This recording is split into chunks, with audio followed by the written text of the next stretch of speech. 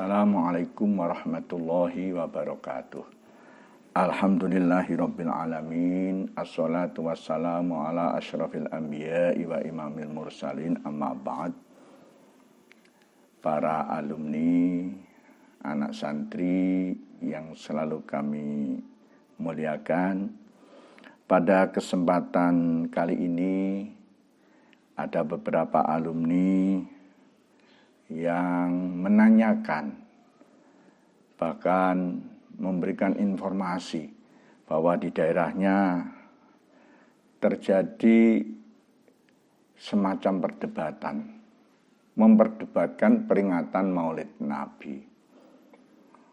Ya, untuk itu kami merasa terpanggil memberikan sekedar pencerahan terhadap alumni-alumni Al-Hikmah. Sebetulnya peringatan Maulid Nabi ini sudah ada sejak zaman Rasulullah. Ini mungkin tidak pernah disampaikan. Oleh karena itu akan kami bacakan keterangannya. Bismillahirrahmanirrahim. Awalul muhtafilin bil maulidin nabi sallallahu alaihi wasallam. Ini menjelaskan, judul menjelaskan pertama kali yang mengadakan peringatan Maulid Nabi. Inna awalal muhtafilina bil maulidi huwa sahibul maulid. Sesungguhnya yang pertama kali merayakan atau memperingati Maulid atau hari kelahiran adalah Sohibul Maulid, orang yang memiliki Maulid, wahwa an-nabiyyu sallallahu alaihi wasallam, yaitu Rasulullah sallallahu alaihi wasallam.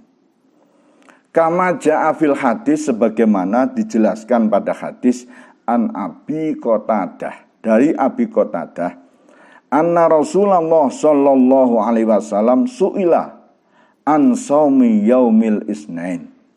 Sesungguhnya Rasulullah ditanya dari puasa hari Isnin. Jadi suatu saat Rasulullah ditanya, loh Rasulullah kok puasa hari Senin?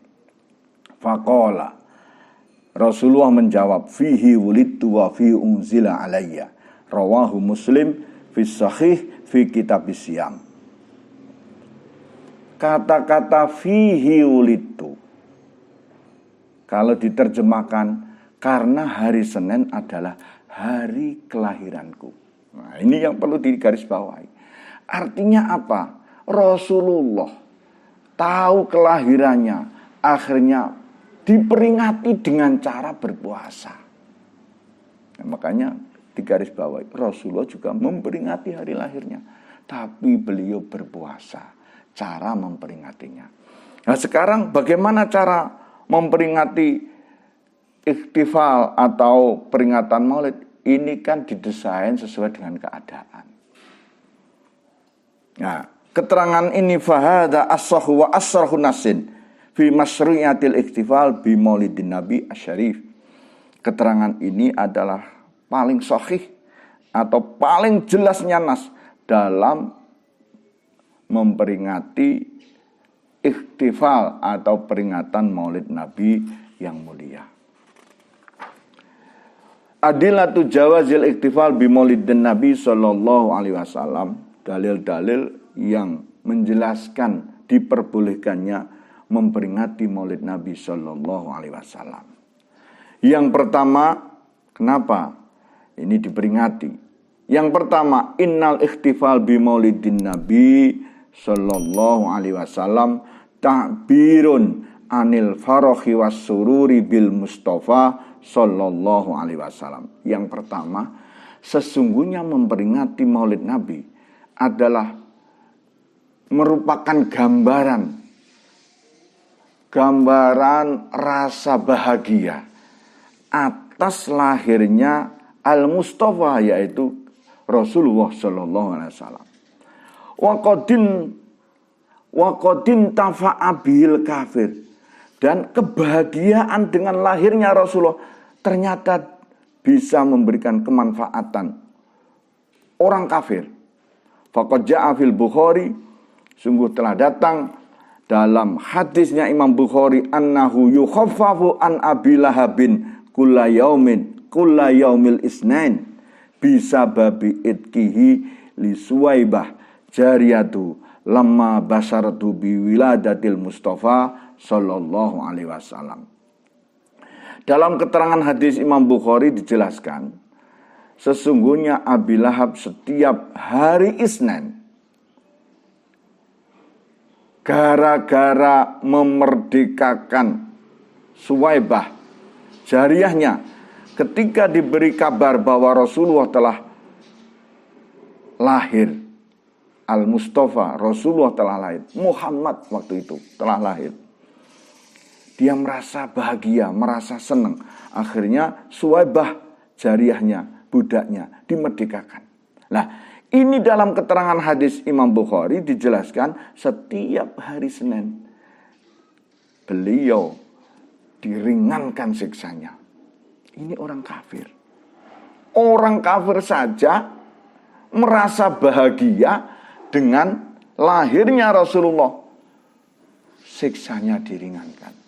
Apalagi kita sebagai umat Muhammad. Sudah sepantasnya dan selayaknya dan seharusnya ikut berbahagia ketika lahir yang namanya Rasulullah Shallallahu Alaihi Wasallam. Nah, kita peringati hari lahirnya. Itu merupakan kebahagiaan atas lahirnya Rasulullah.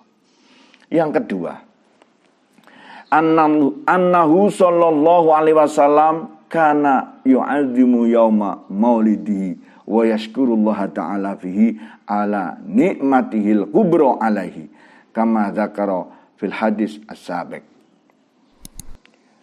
Tadi sudah dijelaskan, Rasulullah sendiri mengagungkan hari kelahirannya, mensyukuri, ini bukti mensyukuri pada Allah atas nikmat yang sangat besar, yaitu lahirnya Rasulullah. Yang ketiga, anal farah bihi sallallahu alaihi wasallam madlubun bi amril Qur'an min qoulihi ta'ala qul bi fadlillahi wa bi rahmatihi fa bidzalika falyafrahu. Rasa bahagia atas Rasulullah atau lahirnya Rasulullah ini dianjurkan dengan perintah Al-Qur'an. Ini bukan sembarangan, perintah Al-Qur'an, yaitu kul bi fadlillahi wa bi rahmatihi fa bidzalika falyafrahu. Surat Yunus ayat 58. Kul, ucapkanlah, bi fadlillahi, atas anugerah Allah, wa bi rahmatihi, dan atas rahmat Allah, fa bidzalika, dengan itu semua, falyafrahu, berbahagialah. Oh, ada anjuran untuk merasa bahagia ketika mendapatkan fadl, anugerah, dan mendapatkan rahmat. Lah, rahmat terbesar di dunia ini adalah lahirnya Rasulullah Sallallahu Alaihi Wasallam.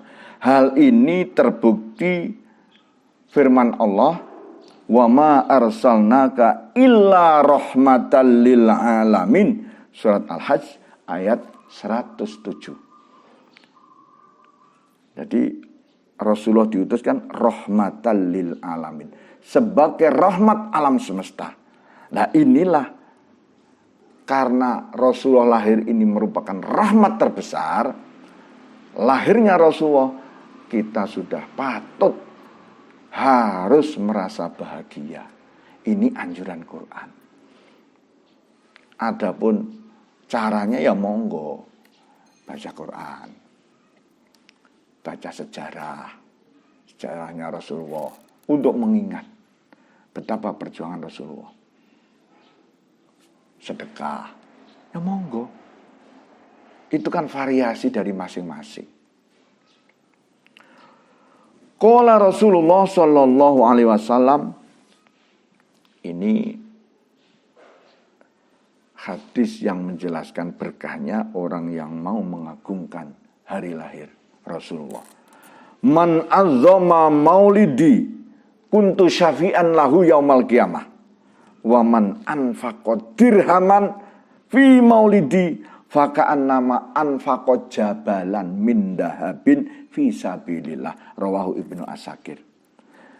Yang artinya kurang lebih, man azzama, barang siapa mengagungkan maulidi, hari lahirku Rasulullah, kuntu syafi'an, maka aku akan memberikan syafaat lahu padanya yaumal qiyamah, di hari kiamat.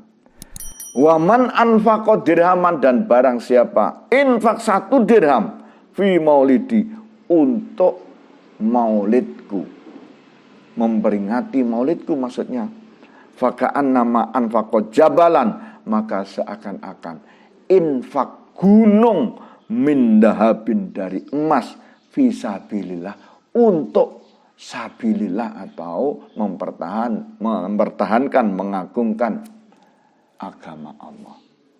Nah, ini coba dibanding.